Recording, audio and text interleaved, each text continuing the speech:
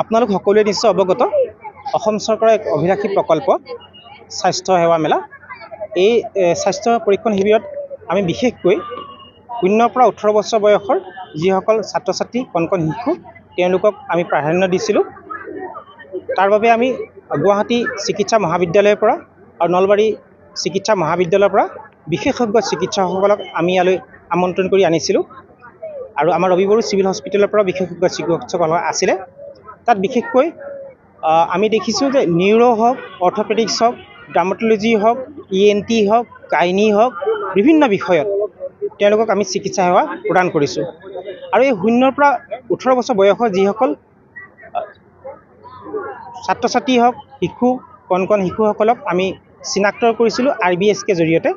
আৰু আমাৰ জিলা আয়ুক্ত মহোদয়ৰ কেইবালানি আমি বৈঠক হৈছে আমাৰ বিভিন্ন ডিপাৰ্টমেণ্টৰ লগত, ধৰক ছ'চিয়েল ৱেলফেয়াৰ আৰু আমাৰ PHE হওক, SRLM হওক, বিভিন্ন বিভাগৰ লগত আমাৰ আলোচনা হৈছিলে। বিভিন্ন মিটিং হৈ আমি তেওঁলোকৰ পৰা লাইন লিষ্টিং এটা বনাই লৈছিলোঁ।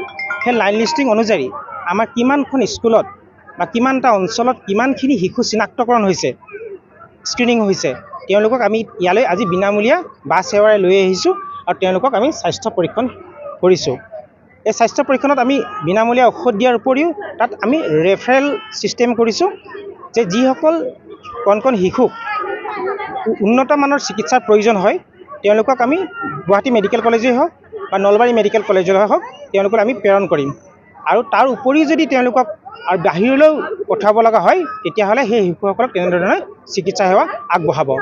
আৰু আপোনালোকে সকলোৱে অৱগত যে অসংক্ৰামক ৰোগ চিনাক্তকৰণ আৰু ইয়াৰ প্ৰতিৰোধ এই বিষয়ে আমি যথেষ্টখিনি আমি এৱেৰনেছ দিছোঁ।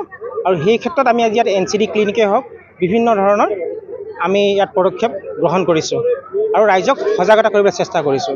আৰু আজি আপোনালোকে মন কৰিছে এতিয়ালৈকে 2700ৰ পৰা মানুহ এণ্ট্ৰি হৈছে। এইখিনিত কেৱল অকল স্বাস্থ্য বিভাগে কৰা নাই, আমাৰ আয়ুক্ত মহোদয়ৰ যিটো প্ৰচেষ্টা আৰু আমাৰ সাংবাদিক বন্ধুসকলৰ যিটো প্ৰচেষ্টা, বিভিন্ন বাতৰি আপোনালোকে লক্ষ্য কৰিব। আৰু এই সামূহিক ফলশ্ৰুতিতে আজি এই কেম্পটো সুন্দৰভাৱে পৰিচালনা হৈছে। এইটো হৈছে আমাৰ জিলা স্বাস্থ্য সমিতি আৰু জিলা প্ৰশাসন তামোলপুৰৰ উদ্যোগত।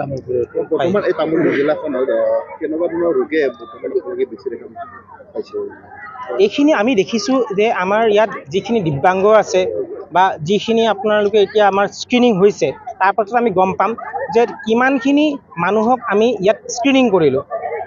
যে 2700-2800 যিখিনি মানুহ হৈছে এতিয়ালৈকে আমি অনুমান কৰিছোঁ ৰেজিষ্ট্ৰেশ্যনত, সেই মানুহখিনিৰ পৰা কিমানখিনি কোনটো বিভাগলৈ ৰেফাৰ হ'ব তাৰ পাছতে আমি গম পাম যে হয় আজি ইয়াত ইমানখিনি ৰোগ ইয়াত চিনাক্তকৰণ হৈছে। গুৱাহাটী মেডিকেল কলেজৰ পৰা আহিছিলে ডাৰ্মাটলজি, নিউৰলজি আৰু অৰ্থপেডিক্স। তাৰপাছত আমাৰ নলবাৰী মেডিকেল কলেজৰ পৰা আহিছে পেডিয়াট্ৰিক্স চাৰ্জাৰী। তাৰপাছত তামোলপুৰ SDCHৰ পৰা আহিছে আমাৰ ENT অৰ্থপেডিক্স। ৰবিবৰু হস্পিটেলৰ পৰা আহিছে পেডিয়াট্ৰিক্স।